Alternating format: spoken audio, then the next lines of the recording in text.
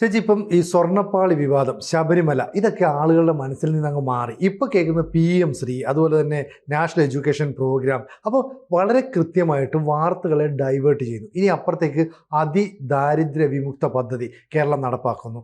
ഇങ്ങനെ പറയുമ്പോൾ ശരിക്കും പറഞ്ഞാൽ തദ്ദേശ തെരഞ്ഞെടുപ്പ് മുന്നിൽ കണ്ടുകൊണ്ട് ശബരിമലയിലെ വിഷയത്തെ മുക്കുകയാണോ ചെയ്യുന്നത്? സിനുജി പറഞ്ഞതിൽ തന്നെ ഒരു കറക്ഷൻ ഉണ്ട്. ആളുകളുടെ മനസ്സിൽ നിന്നും മാഞ്ഞിട്ടില്ല.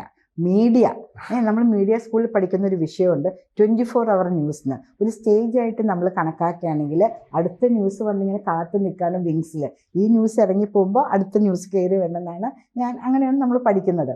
ജനങ്ങളുടെ മനസ്സിൽ നിന്നൊന്നും പോയിട്ടില്ല.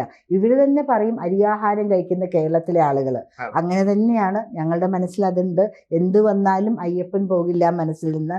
അയ്യപ്പൻ്റെ അടുത്ത് നിന്ന് കട്ടെടുത്തുകൊണ്ട് പോയ സ്വർണം ഞങ്ങളുടെ മനസ്സിൽ നിന്ന് പോകില്ല. മനസ്സിൽ ഇത്രയൊക്കെ സ്ഥലമില്ല. നമ്മുടെ ബ്രെയിനിൽ എന്തുമാത്രം സ്ഥലങ്ങളുണ്ട് അല്ലേ? അവിടെയൊക്കെ നമ്മൾ സ്റ്റോർ ചെയ്ത് വെച്ചിരിക്കുകയാണ്. PM ശ്രീ എന്ത് വിഡ്ഢിത്തരമല്ലേ.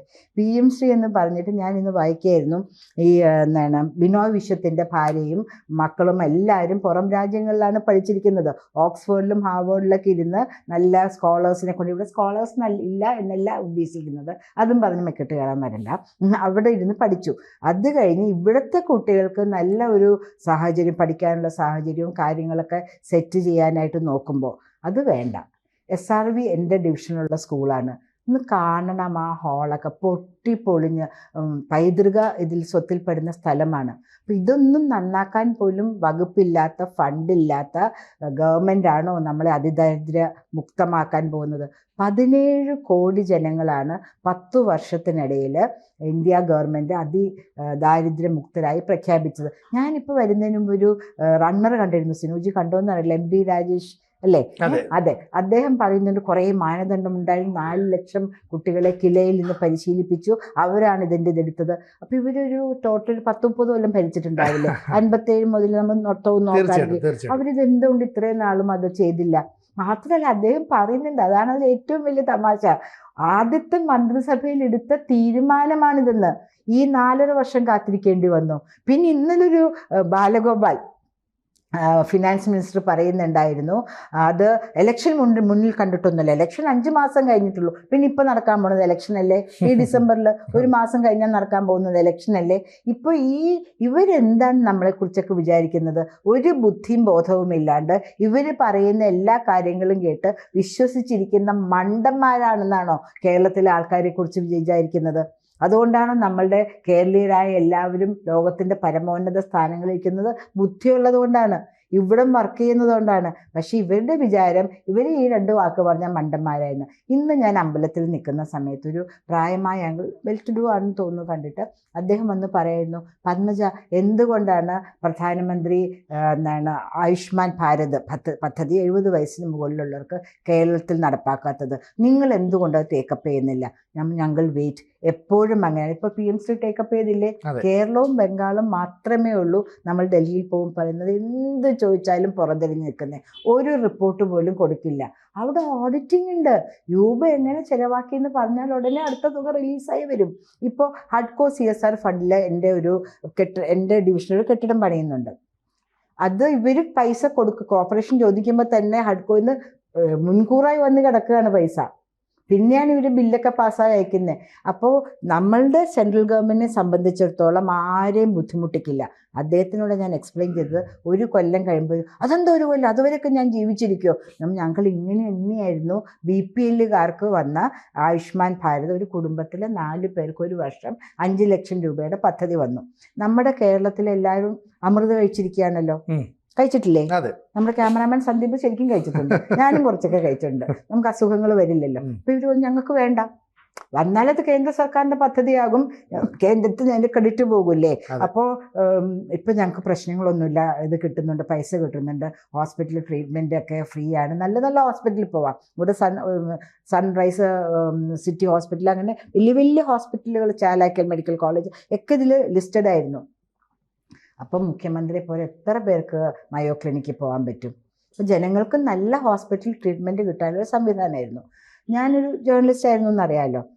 പലരും എന്നോട് പറയുകയാണ്, ചേച്ചി ഞങ്ങൾക്ക് കിട്ടിയിട്ടില്ലല്ലോ, എല്ലാവർക്കും ഇത് അയച്ചു കൊടുത്തു എന്ന് പറയുന്നു രജിസ്റ്റേർഡ് പോസ്റ്റിൽ, പക്ഷെ ഞങ്ങൾക്ക് കിട്ടിയിട്ടില്ല. ഇവരെന്ത് ചെയ്താൽ ലിസ്റ്റ് കൊടുക്കില്ല. BPL കാർഡുകാരുടെ ലിസ്റ്റ് നമ്മുടെ സർക്കാർ കൊടുക്കൂല. പക്ഷെ അത് സെൻട്രൽ ഗവൺമെൻറ്റിൻ്റെ കയ്യിലുണ്ട്. BPL ആകുമ്പോൾ റേഷൻ ഇതിൽ വരുന്ന ആൾക്കാരുടെ കാർഡ് വെച്ചിട്ട് അവരെല്ലാവർക്കും പോസ്റ്റൽ മാർഗ്ഗം വെച്ചു രജിസ്റ്റേർഡ് ആയിട്ട് ഇവർ കൊടുക്കുന്നില്ല. പോസ്റ്റ്മാൻ വിചാരിക്കണ്ടേ കൊടുക്കാൻ? അതൊക്കെ ഈ യൂണിയൻ്റെ ആൾക്കാരാണല്ലോ മിക്കവരും. ഞാൻ എന്ത് ചെയ്തു, ചെന്നു മെയിൻ പോസ്റ്റ് ഓഫീസിൽ ചെന്നു. സാർ ഇങ്ങനെ ആർക്കും കിട്ടുന്നില്ലല്ലോ. അത് ആരുടെയും അഡ്രസ്സ് അറിയുന്നില്ല. ഞാൻ അഡ്രസ്സ് അറിയാത്ത ആൾക്കാർക്ക് ഇങ്ങനെ പെൻഷൻ കൊടുക്കുന്നേ, എനിക്ക് കാണണം. സിനുജി വിശ്വസിക്കൂല, 70,000-ഓളം ഇത് കൂട്ടിയിട്ടിരിക്കാൻ ഒരു മുറിയിൽ രജിസ്റ്റേർഡ് ആയിട്ട് വന്നിരിക്കുന്നത്. ഞാൻ പറഞ്ഞു, ഞാൻ ഇപ്പം മീഡിയ ഇവിടെ നിന്ന് അലേർട്ട് ചെയ്യും, എല്ലാവരും വന്ന് ഇതെടുക്കും. അപ്പോൾ കിട്ടാത്ത ആൾക്കാർ ഓടി ഇങ്ങോട്ടേക്ക് വരുമല്ലോ, അവരുടെ ID കാർഡ്. നിങ്ങൾക്ക് പോകേണ്ട ആവശ്യമേ ഇല്ല, എന്തെളുപ്പമായി എന്ന് പറഞ്ഞു. അതുകൊണ്ട് ഞാൻ give us 7 days time. പിന്നെ 7 ദിവസം കഴിഞ്ഞ് കഴിഞ്ഞപ്പോൾ 68-70 ഉണ്ട് അവിടെ. അപ്പോഴേക്കും അവർക്ക് അഡ്രസ്സ് കണ്ടുപിടിക്കാൻ പറ്റി. ഇങ്ങനെയാണ് ഓരോ പദ്ധതിയും കേരളത്തിൽ നടപ്പാക്കേണ്ടതും നടപ്പാക്കാൻ സാധ്യതയുമുള്ള കാര്യങ്ങൾ ഇവർ ഒളിപ്പിച്ചു വയ്ക്കുന്നത്. PM ശ്രീ പദ്ധതി കൊണ്ട് ആർക്കാണ് പ്രശ്നം? എന്തൊക്കെയാ പറഞ്ഞ് പരുത്തുന്നത്? ചേച്ചി, അതൊക്കെ നിന്നാൽ പോലും ഈ പറയുന്ന സ്വർണ്ണപ്പാളി, ശബരിമല അയ്യപ്പൻ, അവിടെ നിൽക്കുന്ന ചില ഇടപാടുകൾ, ദേവസ്വം ബോർഡിന്റെ നിലപാട്, ഇനിയിപ്പോൾ എന്ന് പറയുന്ന മണ്ഡലകാലം വരാൻ പോവാം. അപ്പോൾ അപ്പോഴേക്കും കാര്യങ്ങളൊക്കെ മാറി മറിയണം. ഹിന്ദുക്കളായ ആളുകളെ അല്ലെ വിശ്വാസികളെ വീണ്ടും കബളിപ്പിച്ചിട്ട് നമുക്ക് കുറച്ച് പണം ഉണ്ടാക്കണം. ആ രീതിയിലാണോ സർക്കാർ നീങ്ങുന്നത്? ഇല്ല, സർക്കാർ എങ്ങനെ വേണ്ടി നീങ്ങിയാലും ഇപ്പോൾ ആൾക്കാരൊന്നും പൈസ അധികം ചെലവാക്കുന്നില്ല. ഈ ഇടയ്ക്ക് എവിടെ വിളിച്ചു വായിച്ചു, സർക്കാരിൻ്റെ സ്വന്തം പൈസ കൊണ്ടാണ് ഇപ്പം ഫുൾ ടൈം കേട്ടോ, പ്രളയത്തിനെ ഞങ്ങൾ അതിജീവിച്ചു, കോവിഡിനെ ഞങ്ങൾ അതിജീവിച്ചു, നിപ്പ അതിജീവിച്ചിട്ടില്ല, ഇപ്പോഴും നിപ്പ മരണങ്ങൾ നടന്നുകൊണ്ടിരിക്കുകയാണ്. ഇങ്ങനെ എല്ലാ മന്ത്രിമാരും പറഞ്ഞുകൊണ്ടിരിക്കുകയാണ്. സിനുജി, ഇത് സാലറി ചാലഞ്ച്. ഇന്ന് ഞാൻ ഒരു സ്ഥലത്തിങ്ങനെ വായിച്ചു വരായിരുന്നു, സർക്കാർ ഞങ്ങൾക്ക് തരുന്ന ശമ്പളം ഞങ്ങളുടെ അനുവാദമില്ലാണ്ട് തിരിച്ചെടുക്കാൻ പറ്റില്ല എന്ന്. അതായത് കമ്പൽസറി സാലറി ചാലഞ്ച് ആയിരുന്നു നടന്നിരുന്നത്. ഓർക്കുന്നുണ്ടോ? എത്ര പേരുടെ അടുത്തു നിന്നാണ് ഇവർ പൈസ മേടിച്ചിരിക്കുന്നത്. ഗുരുവായൂർ അമ്പലത്തിൽ ഞാൻ പോകുമ്പോൾ ഒരു 6 അടി പൊക്കം, ഒരു 3 അടി ഡയുള്ള ഒരു ഹുണ്ടി വെച്ചിരിക്കുക. ഈ ഇദ്ദേഹത്തിൻ്റെ ചീഫ് മിനിസ്റ്ററുടെ ദുരിതാശ്വാസ നിധിയിലേക്ക് ആളുകൾ ഭഗവാന് സമർപ്പിക്കാൻ കൊണ്ടുവന്ന പൈസ നന്നായി വരണേ എല്ലാവരും പറഞ്ഞ് അതിലേക്ക് സമർപ്പിക്കും. ഞാൻ കണ്ട അതിൻ്റെ ഓഡിറ്റ് ആരെങ്കിലും വായിച്ചോ? എത്ര രൂപ ഹുണ്ടി തുറന്നപ്പോൾ കിട്ടിയെന്ന് നമ്മൾ വായിച്ചില്ലല്ലോ. അപ്പം ഇങ്ങനെ തോന്നിയ പോലെ ഓരോ കാര്യങ്ങളും, പ്രളയം വന്ന് ഓഖി വന്നപ്പോൾ കിട്ടിയ പൈസ മുഴുവൻ ഓഖി എന്താന്ന് പോലും അറിയാത്ത മല മുകളിലാണ് അതിൻ്റെ പൈസ ചെലവാക്കിയിരിക്കുന്നത്. എനിക്കറിയാം, ഞാനൊരു ജേർണലിസ്റ്റ് ആയിരുന്നു എന്ന് എപ്പോഴും പറയുമല്ലോ, അല്ലെങ്കിൽ ഞാനത് ഫോളോ ചെയ്യുന്ന വ്യക്തിയാണ്. വക മാറ്റി പൈസ ചെലവഴിക്കുവാനായിട്ട് എന്തൊക്കെ ചെയ്യാമോ അത് ചെയ്യുന്നതിൽ PhD എടുത്ത ആളുകളാണ് ഇവിടെ ഇരിക്കുന്നത് എന്ന് തന്നെ നമ്മൾ പറയേണ്ടി വരും. ഇപ്പോൾ നമ്മൾ കണ്ടുകൊണ്ടിരിക്കുന്ന അതിദാരിദ്ര്യ മുക്ത കേരളം, 30 കൊല്ലം കൊണ്ട് നടക്കാത്ത കാര്യം ഈ ഒരു മാസത്തിന് മുമ്പ് ഞങ്ങളുടെ കോർപ്പറേഷനിൽ 456 പേരൊറ്റ, കൃത്യമാർക്കൊരു മോർ ദാൻ 450 ആൾക്കാരുണ്ടായിരുന്നു അതിദാരിദ്ര്യം. എങ്ങനെയാണെന്ന് ഞങ്ങളൊക്കെ എഴുന്നേറ്റ് മേയറോട് ചോദിച്ചു. അപ്പം എന്താണ് അതിദരിദ്രൻ എന്നുള്ളതിൻ്റെ ഇത്? ഒരു നേരത്തെ ഭക്ഷണം കൊടുക്കുകയാണോ? അല്ലെങ്കിൽ ഒരു മുണ്ടും തോർത്തും കൊടുക്കുകയാണോ? എന്താണ് ഈ അതിദാരിദ്ര്യം മുക്തെന്ന് പറയുമ്പോൾ ഇവർ ചെയ്യുന്നത് എന്താണെന്ന് കൃത്യമായി പറയുന്നില്ലല്ലോ. മാനദണ്ഡം എന്താണെന്ന് വ്യക്തമാക്കുന്നില്ല. കുറേ CPM അനുഭാവികൾക്ക് കുറച്ച് രൂപ കൊടുക്കും. ഞാൻ പലപ്പോഴും പറയുന്ന ഒരു കാര്യമാണ്, ഈ പ്രളയത്തിൻ്റെ സമയത്ത് പ്രളയജലം അടുത്ത് പോലും 1 കിലോമീറ്റർ ദൂരെ പോലും കാണാത്ത CPM അനുഭാവികൾക്ക് 1 ലക്ഷം രൂപ 2 ലക്ഷം രൂപയൊക്കെ കിട്ടിയ സ്ഥാനത്ത് വീട് മുഴുവൻ നശിച്ചു പോയ ആൾക്കാർക്ക് ഇപ്പോഴും 10,000 രൂപ കിട്ടിയിട്ടില്ല. ആ ആളുകൾ എന്നോട് പറഞ്ഞിട്ടുണ്ട്, ആ പ്രളയത്തിൽ മരിച്ചു പോയാൽ മതിയായിരുന്നു മോളെ, 5 പൈസ ഞങ്ങൾക്കില്ല, ഞങ്ങൾ പ്രൈവറ്റ് സ്ഥാപനങ്ങളിലൊക്കെ വീട് വൃത്തിയാക്കാൻ പറ്റില്ല, തുണികൾ പോയി, സർട്ടിഫിക്കറ്റ് പോയി, എല്ലാം പോയി, അന്ന് മരിച്ചു പോയാൽ മതിയായിരുന്നു. കരഞ്ഞുകൊണ്ടിരിക്കുന്ന ആൾക്കാരുടെ കണ്ണുനീര് കാണാണ്ട് അതിദരിദ്ര വിമുക്ത കേരളം എന്നൊക്കെ അനൗൺസ് ചെയ്താലാകുമോ? പിന്നെ കുറേ അനൗൺസ്മെന്റ് വേറെ വരുന്നുണ്ട് കേട്ടോ. തുരുതുര, ഇത് മാത്രമല്ല, തുരുതുര കുറേ അനൗൺസ്മെന്റ് വരുന്നുണ്ട്. ഒന്നും ഇലക്ഷന് വേണ്ടിയിട്ടല്ല കേട്ടോ, ആത്മാർത്ഥമായിട്ട് ചെയ്യുന്നതാണ്. ഇലക്ഷൻ 4 മാസം കഴിഞ്ഞിട്ടേ ഉള്ളൂ. അത് അസംബ്ലിയുടെ കാര്യമാണ് ഇവർ പറയുന്നത്. ഇപ്പം നടക്കാൻ പോകുന്ന ഇലക്ഷനിലാണ് ഇവർ കോൺസെൻട്രേറ്റ് ചെയ്യുന്നതെന്ന് നമുക്ക് എല്ലാവർക്കും അറിയാം. ഇങ്ങനത്തെ ഇവരുടെ ഓരോ ഹിഡൻ അജണ്ട, മോഡിജി കൊടുത്ത കിറ്റിൽ 2 പപ്പടം തിരികെ കയറ്റി വെച്ച് 3 രൂപയുടെ സഞ്ചി 7 രൂപ എന്ന വിലയും ഇട്ട് കിറ്റ് പിണറായി സഖാവ് കൊടുത്തു എന്നും പറഞ്ഞ് ഒരു ഇലക്ഷൻ ജയിച്ചു. ഒരു പ്രാവശ്യം ജനങ്ങളെ പറ്റിക്കാൻ പറ്റും, ഉം. രണ്ടാമത്തെ പ്രാവശ്യം പറ്റിക്കാൻ പറ്റില്ലല്ലോ. പറ്റില്ല. അപ്പോൾ അത് തന്നെയാണ് പറയാനുള്ളത്. ഇതിലൊന്നും ജനങ്ങൾ വീഴില്ല. അതിദരിദ്രരായ ധാരാളം പേരുണ്ട്, അവർക്കൊന്നും പ്രയോജനം കിട്ടില്ല. ഇതിൻ്റെ പ്രയോജനം കിട്ടാൻ പോകുന്ന ഗുണഭോക്താക്കൾ എന്ന് പറയുന്നത് CPM അനുഭാവികൾ തന്നെയായിരിക്കും.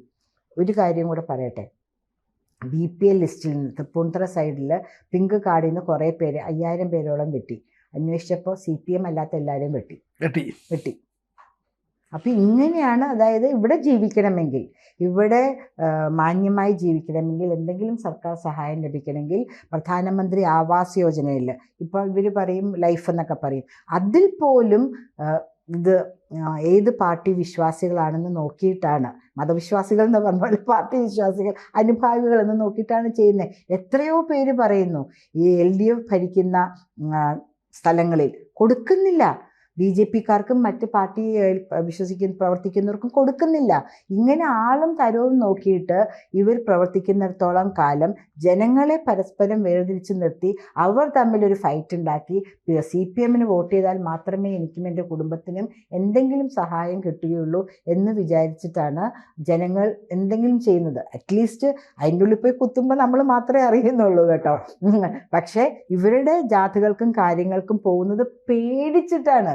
തൊഴിലുറപ്പ് ചേച്ചിമാരൊക്കെ പറയും പോയില്ലെങ്കിൽ ഞങ്ങൾക്ക് കിട്ടില്ല. നമ്മൾ എത്രയോ ഓഡിയോകൾ കേട്ടിരിക്കുന്നതല്ലേ. 100 രൂപ ഇന്നലെ ആശാ വർക്കർമാർ പറയുന്നത്, ഞാൻ അതിൽ വളരെ സജീവമായിട്ട് ഇൻവോൾവ് ആണ് കേട്ടോ. 1000 രൂപ എന്ന് പറയുമ്പോൾ ഡിവൈഡ് 33 രൂപ, 300 രൂപ താഴെയാണ് വരുമാനം. ഉടനെ ഇവർ പറയാ ബാക്കി സംസ്ഥാനങ്ങളിൽ എത്രയാ, അവിടെയൊക്കെ കോസ്റ്റ് ഓഫ് ലിവിങ് എന്താണ്? ഒന്നുമില്ല. 1000 രൂപ കൊടുക്കുമ്പോൾ ഞങ്ങൾ 2000 രൂപ കൊടുക്കുന്നു. 1000 രൂപ കൊണ്ട് അവർക്ക് 2 മാസം അവിടെ ജീവിക്കാം. ഇവിടെ 2000 രൂപ കൊണ്ട് ഒരാഴ്ച ജീവിക്കാൻ പറ്റില്ല.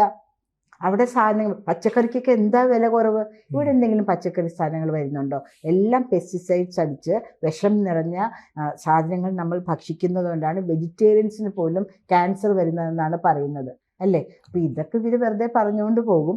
അതിൻ്റെ ബാക്കിയുള്ള കാര്യങ്ങൾ ബാക്കി പാർട്ടി BJP നല്ല അതിൻ്റെ വ്യക്തമായ ഒരു മറുപടി തയ്യാറാക്കിയിട്ടുണ്ട്. അതുമായി ഞങ്ങൾ ജനങ്ങളെ സമീപിക്കും. കൂടുതൽ വാർത്തകളും വിശേഷങ്ങളും നിങ്ങളിലേക്ക് എത്താൻ ABC മലയാളം സബ്സ്ക്രൈബ് ചെയ്യുക, ബെൽ ബട്ടണും അമർത്തുക.